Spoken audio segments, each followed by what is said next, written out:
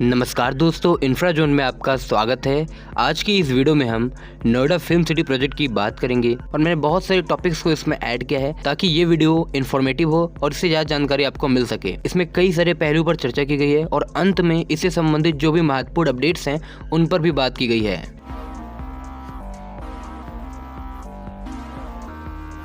शुरुआत में हम फिल्म इंडस्ट्री, जो कि एंटरटेनमेंट सेक्टर के one of the biggest industries में आती है, इसके बारे में देखेंगे।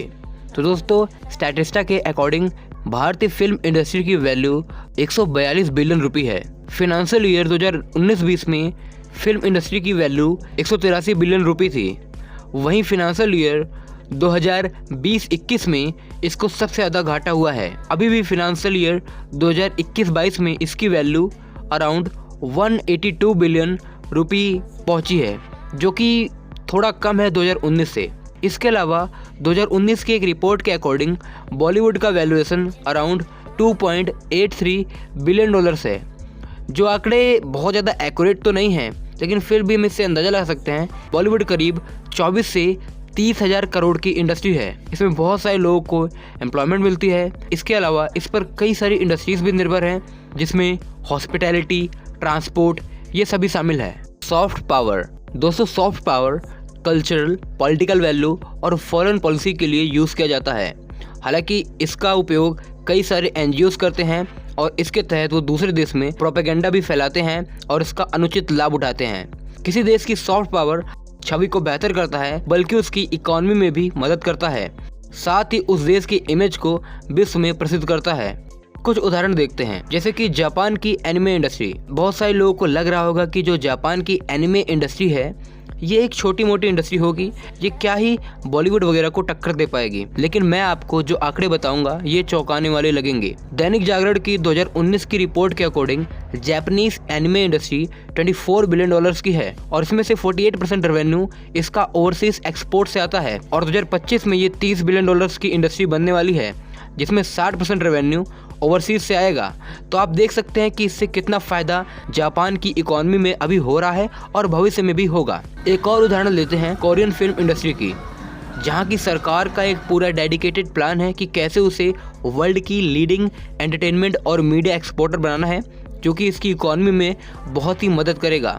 जो आंकड़े मिले हैं उससे ये बताया जा रहा है कि साउथ कोरिया की फिल्म का मार्केट साइज 2021 में 893 मिलियन डॉलर था और इसको भी बहुत ज़्यादा लॉस हुआ है। कई आंकड़ों में ये भी लिखा है कि ये करीब 2 बिलियन डॉलर का मार्केट है, जो कि बॉलीवुड के बराबर है। हालांकि इस फिल्म इंडस्ट्री ने भी काफ़ी लॉस झेला है लॉकडाउन टाइम पीरियड में।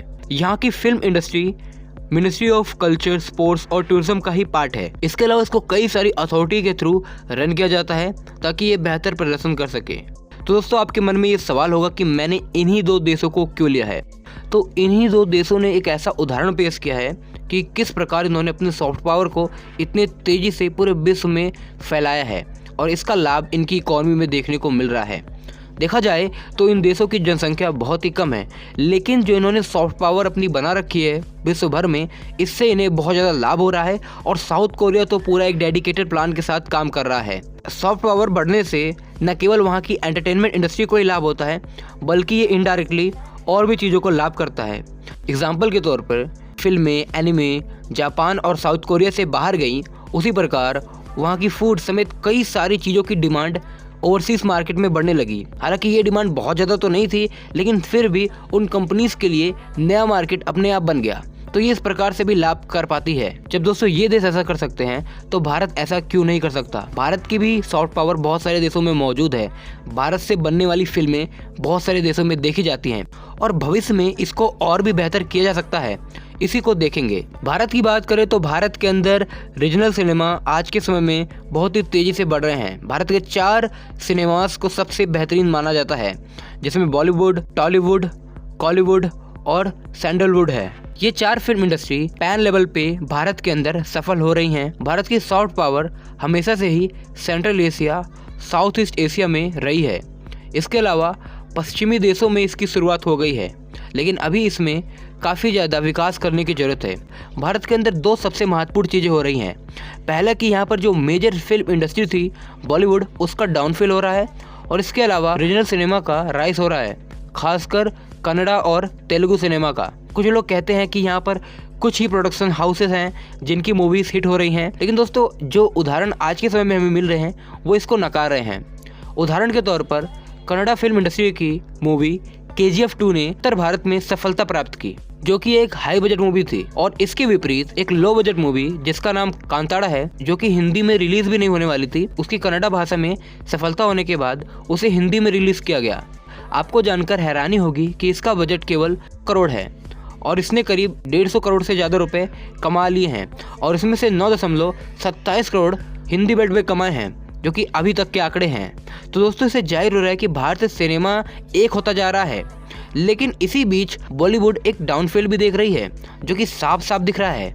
और इस पर मैंने पहले भी चर्चाएं की हैं कि ये किन कारणों से हो रहा है। यहाँ पर हम उसकी बात नहीं करेंगे। दोस्तों फिल्मों के सहारे कई सारे क्षेत्रों के बारे में भारत विश्व को बता सकता है, कई सारे उत्पादों का प्रचार कर सकता है एक क्रिएटिव वे से।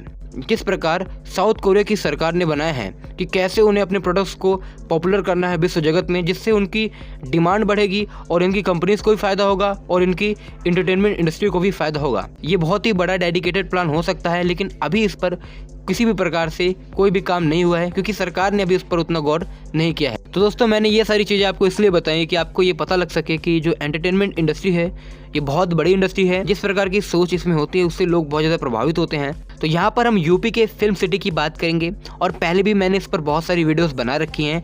अगर आपने उनको नहीं देखा है तो प्लीज़ उनको जाके जरूर देख लें, मैं आई बटन पे लिंक दे दूंगा। तो यहाँ पर दोस्तों कुछ महत्वपूर्ण चीज़ों को देखते हैं, जिसमें हम टाइमलाइन की बात करेंगे।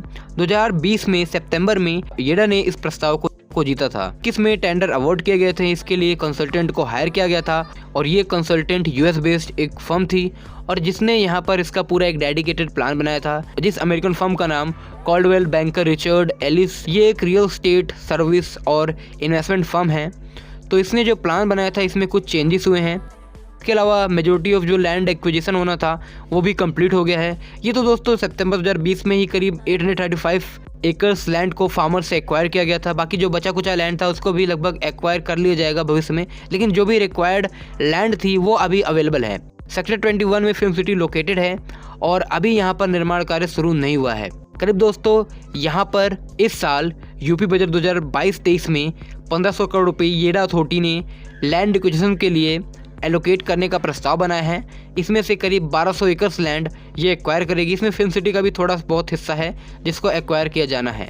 इसके अलावा दोस्तों जो सबसे बड़ा अपडेट ये है कि यूपी कैबिनेट ने DPR में परिवर्तन कर दिया है। परिवर्तन क्यों किया गया है उसके भी कारण इसमें बताए गए हैं। तो यहाँ पर दोस्तों जो कंसल्टेंट ने पहले DPR बनाया था उसमें बहुत सारी इन्हें गलतियाँ लगी, इस कारण इसमें परिवर्तन किया गया और करीब इसके तहत जो भी फिल्म सिटी का टेंडर जीतेगी उसे करीब 144 करोड़ रुपए ऐसा सिक्योरिटी डिपॉजिट करना होगा। अब फिल्म सिटी को पूरा करने के लिए कंपनी को 40 से बढ़ाकर 90 साल दिए जाएंगे। बजट करीब 10,000 करोड़ से 7,210 करोड़ कर दिया गया है। इसके अलावा यहाँ पर जो OTT प्लेटफॉर्म है ये भी टेंडर के लिए अप्लाई कर सकते हैं इसके डेवलपमेंट में। जो फेस वाइज यहाँ पर डेवलपमेंट होना था वो सब वैसे ही रहेगा। करीब 4 साल में पहला फेस कंप्लीट करने का प्लान बनाया गया है और इसका जो लेआउट है उसमें थोड़े बहुत चेंजेस किए गए हैं। दोस्तों बिड कैंसिल होने के जो भी महत्वपूर्ण कारण थे वो मैंने आपको ऊपर बता दिए थे। इसके अलावा कुछ और कारण हैं जिनके कारण बिड को कैंसिल किया गया। लास्ट ईयर फिल्म सिटी के निर्माण के लिए बिड ओपन किए गए थे, लेकिन येडा के तहत उन्हें सूटेबल डेवलपर नहीं मिल पाया। केवल एक ही एजेंसी ने बिड के लिए अप्लाई किया था और वो कंपनी मनमानी कर रही थी। गवर्नमेंट की जो टर्म एंड कंडीशन थी उसको फॉलो नहीं कर रही थी और बाद में जब सरकार तंग आ गई तो उसने कहा कि चलिए दोबारा इसके लिए बिड हम ओपन करेंगे और इसको स्क्रैप कर दिया। इससे पहले दोस्तों 1 ट्रिलियन इकोनॉमी के लिए भी बिड ओपन किए गए थे, उनको भी कैंसिल कर दिया गया। सरकार यहाँ पर एक नए दिशा से काम करना चाह रही है। तो दोस्तों यहाँ पर फिल्म सिटी के लिए जो कंसल्टेंट DPR ये सारा काम था ये तो कंप्लीट हो ही गया है, लेकिन जो यहाँ पर वर्क है ये लेट हो जाएगा और फेस 1 अब 2027 से 28 में पूरा हो पाएगा। इसके अलावा बड़े स्तर पर ग्लोबल टेंडर निकाले जाएंगे और काफ़ी समय दिया जाएगा। 17/10/2022 को टेंडर निकाल दिया गया था। इसको अखबार ऑनलाइन हर प्रकार से प्रमोट किया जा रहा है। बिड अप्लाई करने की लास्ट डेट 16 दिसंबर 2022 तक होगी।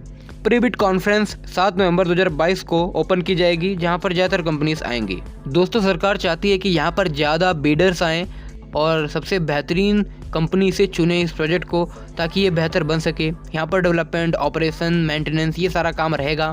फिल्म सिटी के तहत पहले फेज में amusement park, backlot, film institute, studio, commercial office, hospitality से संबंधित डेवलपमेंट ये सब किए जाने हैं। इसके अलावा इसके रिगार्डिंग जो भी मेजर अपडेट आएगा उस पर चर्चा करेंगे। सो गाइस, आज की इस वीडियो में इतना ही। अगर आपको ये वीडियो पसंद आए तो वीडियो को लाइक करें, चैनल को सब्सक्राइब करें। धन्यवाद आपका ये वीडियो देखने के लिए। मिलते हैं नेक्स्ट वीडियो में।